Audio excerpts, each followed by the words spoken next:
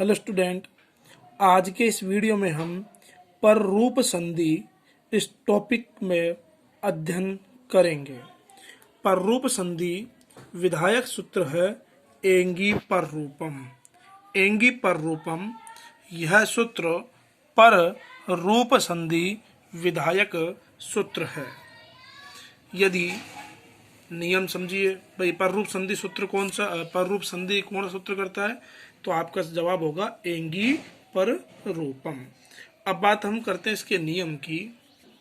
तो यदि प्रथम पद के अंत में अ किसी उपसर्ग का हो, यानी प्रथम पद के अंत में अ तो हो पर अ किसका होना चाहिए, अ उपसर्ग का ही होना चाहिए। और द्वितीय पद के प्रारंभ में ए ओ किसी धातु के हो तो वहां पररूप संधि होती है। पुनः समझिए, इसे आप इस सूत्र के माध्यम से समझ सकते हो। सूत्र क्या कहता है? सूत्र ये कहता है कि प्लस के पहले अ किसी उपसर्ग का होना चाहिए, यानी अ तो हो किंतु अ किसका होना चाहिए, उपसर्ग का। और प्लस के पश्चात ए और ओ इससे बनी हुई कोई धातु हो तो वहाँ पररूप संधि होती है। पुनः समझिए, प्लस के पहले अ होना चाहिए किंतु अ उपसर्ग का ही होना चाहिए, और प्लस के पश्चात ए ओ इससे प्रारंभ होने वाली कोई धातु हो तो वहाँ पररूप संधि होती है। जैसे प्र प्लस एजते, तो प्लस के पहले प्र एक उपसर्ग है और इसके अंत में शेष क्या बचता है, अ, यानी प्लस के पहले प्र इसमें अ मिला हुआ है, तो प्लस के पहले अ है किंतु ये अ किसका है, ये अ उपसर्ग का है। और प्लस के बाद ए ओ से कोई धातु होनी चाहिए, तो प्लस के पश्चात ए है, और ये ए क्या है, एजते, ये पूरी की पूरी एक धातु का रूप है। तो पुनः समझिए, प्लस से पहले प्र में जो स्थित अ है वह अ ये उपसर्ग का है, पर क्योंकि प्र परा सम अनु ये 22 उपसर्ग होते हैं, तो इसमें अ जो है वो उपसर्ग का है और ए जो है ये यहाँ पर धातु के हैं, तो यहाँ पर आपकी पररूप संधि होती है। तो प्लस के पहले अ उपसर्ग का है, प्लस के पश्चात ए धातु का है, ऐसा होने पर आपके पररूप संधि होती है। और यहाँ पर आपको कुछ नहीं करना, पररूप का मतलब है बाद वाले के समान हो जाना, यानी आगे वाला वर्ण बाद वाले वर्ण के समान हो जाए तो उसे हम पररूप संधि कहते हैं। और यहाँ पर हमें किसी प्रकार का कोई परिवर्तन नहीं करना, सीधे मिला देना है। तो प्र प्लस एजते बराबर क्या बन जाएगा, प्रेजते।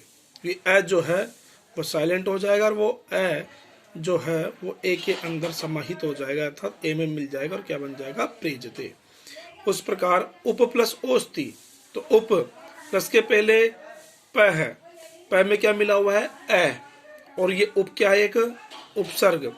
प्लस के पश्चात ओ क्या है, ओ है, और ओ क्या है, ये ओ औसती, ये धातु का रूप है, तो ये उपसर्ग हो गया, ये धातु का रूप हो गया, तो इसलिए यहाँ पर भी आपकी पररूप संधि होती है।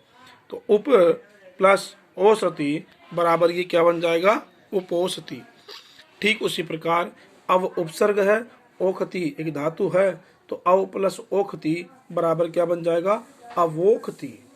उप प्लस एजते बराबर उपेजते, प्र प्लस एलियति बराबर प्रेलियति, उप प्लस एलियति बराबर उपेलियति, प्र प्लस ओसति बराबर प्रोसति, प्र प्लस एसियति बराबर प्रेषयति। अब पररूप संधि का नियम नंबर 2 पढ़ते हैं। यह वार्तिक है, सकंदवादिषु पररूपम वाच्यम, अर्थात सकंदु आदि गणों में पढ़े गए शब्दों में पररूप संधि होती है।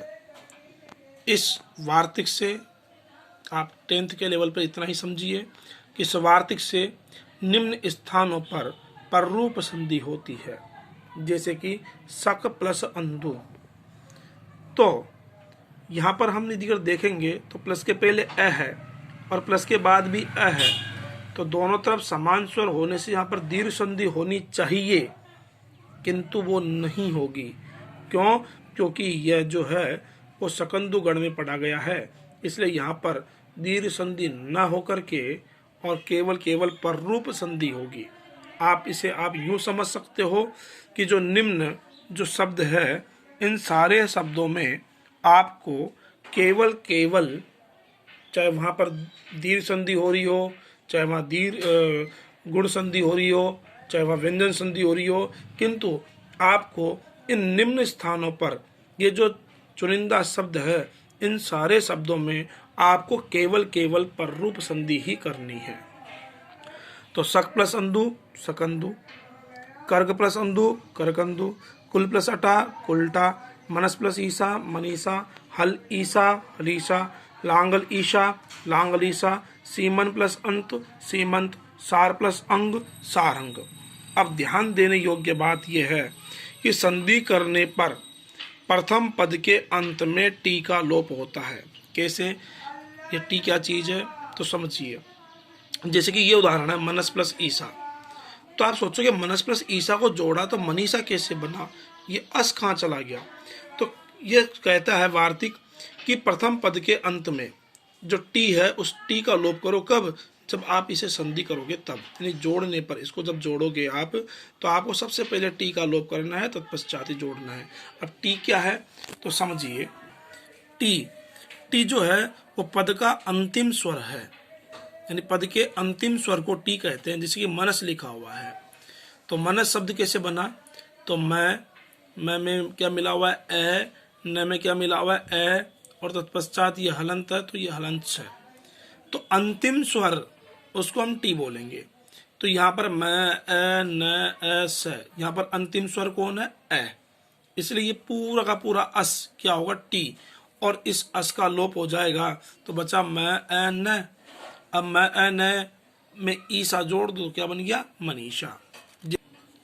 सक, तो सक का निर्माण कैसे हुआ? तो स अ क अ, तो अ क्या है? ए टी है, इसका लोप कर दो तो क कैसा रह जाएगा? हलंत।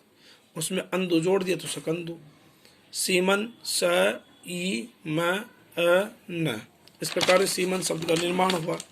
तो यहाँ पर टी कौन है? यहाँ पर टी है अन। तो देखो सीमन स बड़ी ई म अ न, अंतिम स्वर कौन? अ। तो अंतिम स्वर हो उसके बाद का जो भी हो वो सब के सब टी कहलाता है। इसे टी का लोप हो जाएगा तो बचा स बड़ी ई मैं। अंत में क्या जोड़ा अपन ने? अंत। तो स में ई जोड़ा तो सी, मैं में अ जोड़ा तो मैं, और अंत है। इस प्रकार से सीमंत शब्द का निर्माण होता है।